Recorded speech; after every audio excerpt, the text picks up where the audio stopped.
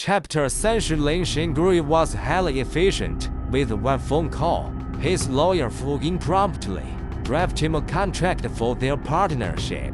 Zhang Li would supply hair growth potions, and Lin Xingui would handle sales, not a one-time buyout but a profit-sharing deal. The contract was notably generous.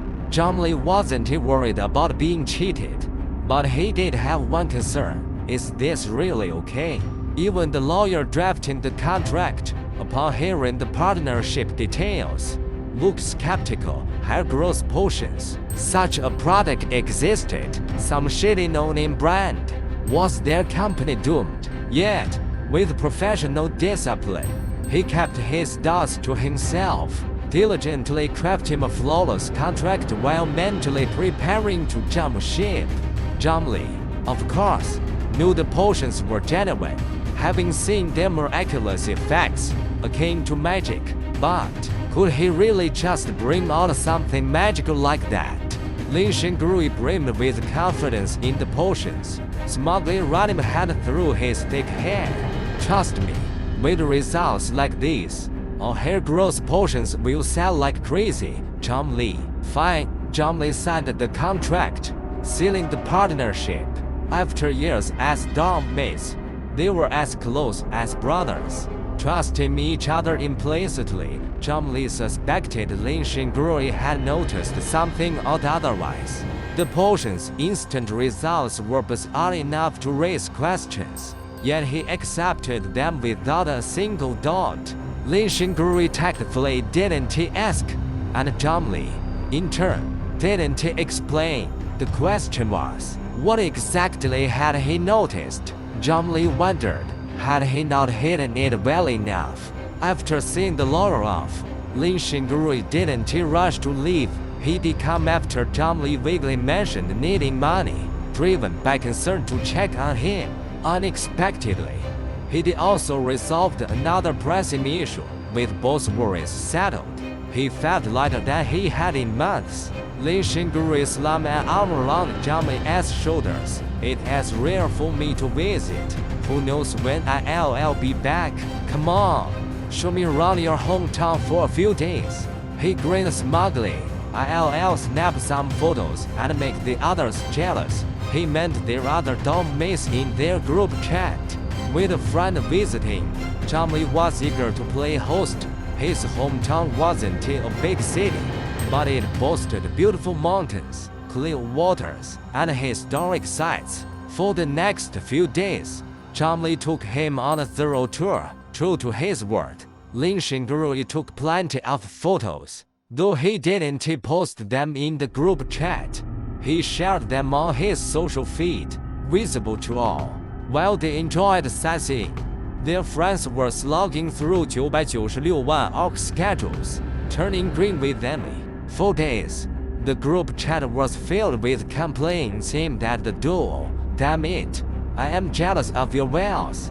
What is worse than getting chewed out by my boss? Then opening my phone to see you two on vacation. The dormmates were puzzled. Since when were you two this close? Why didn't you fly to visit me? Lin Xingui pocketed his phone, thinking, of course.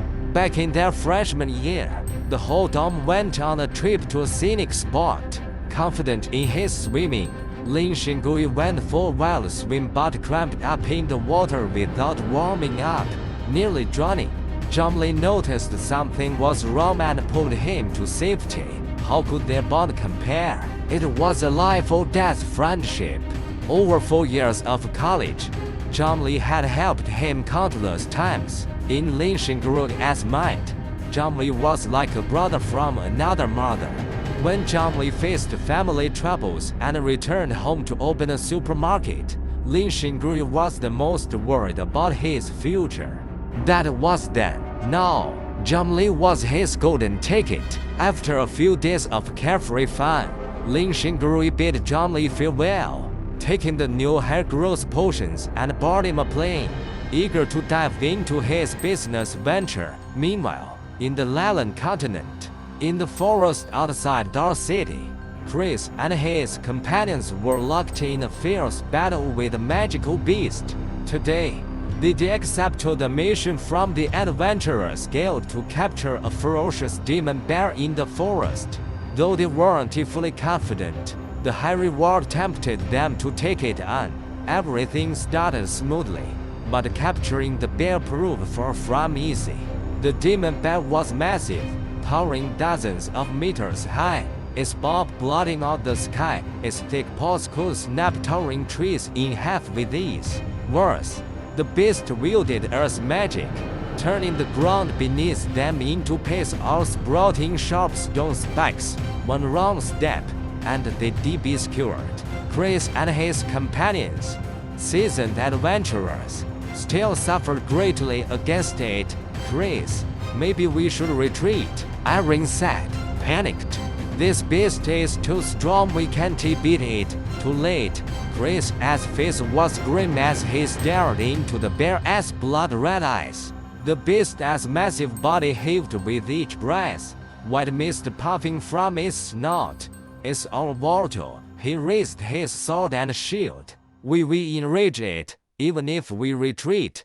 It'll chase us. They couldn't outrun the beast. If caught, they'd end up as its meal. Better to fight than die running.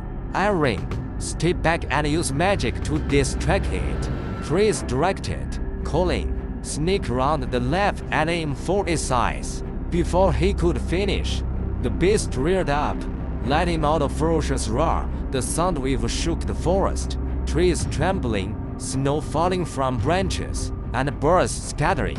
Its eyes glowed redder, its breath heavier, its gaze locking fiercely onto Chris. His companions shouted, "Chris, watch out!" Chris looked up as the beast lunged, its massive form eclipsing the sky, casting a shadow overhead. He barely raised his shield, knowing full well it couldn't withstand the bear's swipe. Was his life about to end here? Chris shut his eyes tightly, but the expected pain never came. "Chris, are you okay?" His companions rushed to his side. "Worried, you're not hurt, are you?" "Huh?" Chris opened his eyes, bewildered. The beast that had threatened his life lay collapsed on the ground, a gaping hole in its chest exposing mangled flesh, the edges scorched by magic. A precise magical strike had pierced its heart, killing it instantly. Chris looked at Irene, confused. "Magic? Was that you?" "Of course not." Irene saw the magical traces on the beast. "I am nowhere near that powerful." Still shaken, they looked toward the figure approaching slowly from nearby. As he drew closer, the wind blew back his cloak's hood, revealing pointed ears, moonlit silver hair, and jade-green eyes like a serene lake. They recognized him instantly. Elves were rare, their striking features unforgettable, especially one who saved their lives before. "Mr. Yelef, did you just save me?" Chris asked, thrilled. "Do you remember us? Last time, in this forest, you saved us too." Mazzurno stared at them for a long moment before recalling it. "As you remember us? That's great." Mazzurno's gaze shifted to the fallen beast, his brow furrowing slightly. "This beast was too dangerous for you. You shouldn't have approached it." Chris and the others rubbed their noses sheepishly. "We were too confident, thinking we could handle it. If not for you, all 5 of us might be eaten. Thank you so much. It has nothing." Mazzurno pulled his hood back up, striding past them without a glance, continuing forward. After a few steps, he stopped. Chris, what?" The elf lowered his eyes, staring at the muddy, snow-strewn ground post-battle. "Which way is Dark City?" "You're going to Dark City?" Chris said eagerly. "We're heading back too, if you don't mind." "Let us get you." Mazzurno thought for a moment, then nodded lightly. Chris and the others quickly packed up the beast's corpse, used healing potions from a magical pouch to treat their wounds, and hurriedly led the way to Dark City. On the road, they chatted curiously with the elf. "What brings you to Dark City?" Mazzurno, "A challenge. I heard there is a powerful mage in Dark City. Oh, no one knew this better than Chris and his crew. They were the ones who told this silver-haired elf about Dark City as mysterious. Mighty mage, Irene, trailing behind, suddenly gasped, drawing everyone's attention. She stared at the elf in disbelief. I heard recently that great mage Leon was challenged and defeated. Leon, the renowned card mage, stood at the continent's pinnacle, yet he'd been bested by an unknown challenger. The news had spread from the capital to Dark City, and Chris's group had heard it. They recalled that the last time they met this elf, he'd mentioned heading to the capital to challenge Great Mage Leon. Chris's eyes widened in shock. You mean, the one who defeated Great Mage Leon was? Mazzurno nodded, his expression calm. So you're here to challenge Mr. Jomli? Mazzurno, Jomli. Mr. Jomli is Dark City's most powerful mage, Chris said. Speaking of Jomli, he had plenty to share, recounting how Jomli had accidentally broken a magical testing device at the Mages Association.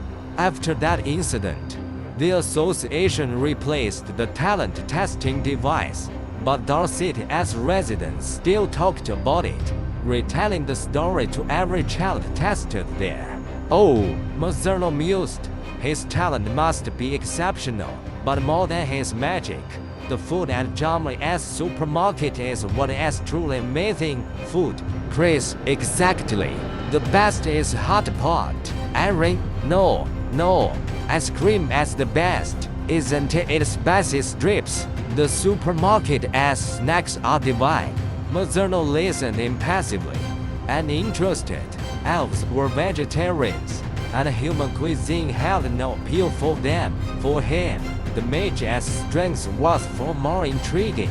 Since leaving the elven forest, he sought powerful mages to challenge. Over countless years and battles, he faced renowned mages, even defeating card mage Leon recently. Yet he never tasted defeat. Would this Jomli be the opponent he sought? Amid Chris and his companions' chatter, the group reached Dark City. Upon entering, they parted ways. We need to head to the Adventurers Guild to turn in the mission, Chris said warmly, pointing the way. Head east to the shopping street. Look for a shop with a strange magical plant out front that is Mr. Jomli's supermarket. Mazzurno nodded. Thank you. He turned, striding toward the eastern shopping street without hesitation, his gray cloak billowing behind him, mirroring his eager anticipation. Chris scratched his head. Come to think of it, we don't know how strong Mr. Jomli really is. Can he match him? This is the guy who beat Great Mage Leon. Half an hour later, at the shop with the odd-looking plant out front, a sign stood at the entrance, written in the continent as common tongue. Closed for 5 days due to a guest, Mazzurno.